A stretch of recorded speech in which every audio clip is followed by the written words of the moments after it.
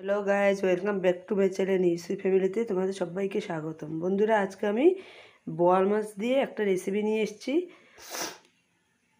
এর মধ্যে আমি এখন পেঁয়াজ আর টমেটো আর কাঁচা লঙ্কা এই তিনটাই ইউজ করব।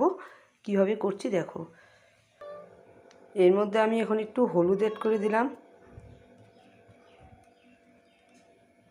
সামান্য লবণ,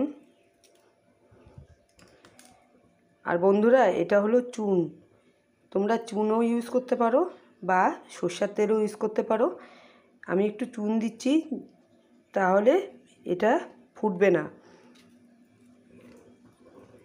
এইভাবে মেখে যদি তুমি ভাজা করো তাহলে কিন্তু এটা ফুটার ভয় কম থাকে।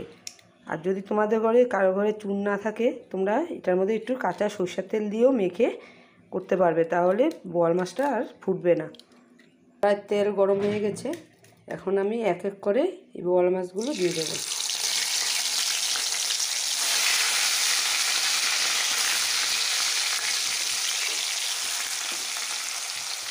একটু ইয়ে করে রাখবো, যাতে আধা ঢেকে রাখবো, আধা ইয়ে করে রাখবো। এখন আমি এর মধ্যে কাঁচা লঙ্কা, এই টমেটো কুচি আর পেঁয়াজ আধা দেব, আধা থাকবে, এটাকে পেস্ট করে আনছি। আধা পেঁয়াজ রেখে দিয়েছি, আর এখানে টমেটো, কাঁচা লঙ্কা আর পেঁয়াজ একসঙ্গে পেস্ট করে নিয়েছি। এই যে মাছগুলো ভাজা হয়ে গেছে, এই লালগুলো দেখতে পাচ্ছ, এখানে চুন দিয়েছি যে, এই জন্য কিন্তু লাল লাল হয়ে আছে এগুলো। মাছগুলো ভাজা হয়ে গেছে, এখন এই তেলের মধ্যে আমি একটু কালি জিরে ফোড়ন দিয়ে দেবো। তারপর এই পেঁয়াজগুলো একটু লাল করে ভেজে নেব। কাটা পেঁয়াজগুলো রেখেছিলাম যে, পেঁয়াজটা লাল করে ভাজা হয়ে গেছে।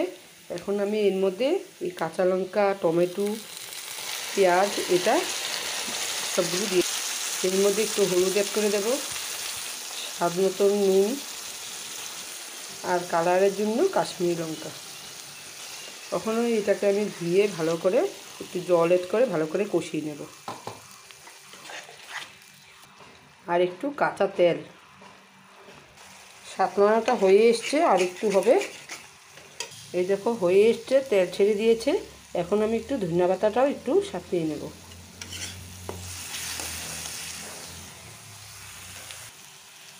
সামান্য একটু পাংশা ভাতটা কাটার জন্য একটু সামান্য চিনি দিয়ে এখন জলটা দিয়ে দেব।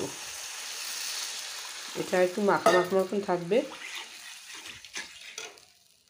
তারপরে মাছগুলো দিয়ে দেব।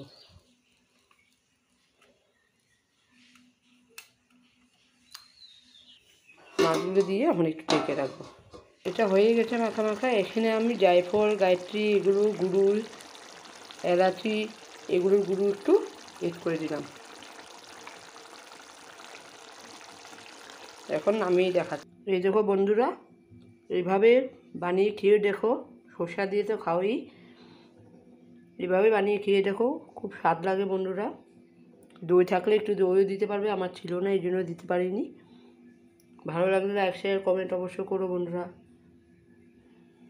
সাবস্ক্রাইব করে দিও, আমার পাশে থেকো। বাই বাই বন্ধুরা।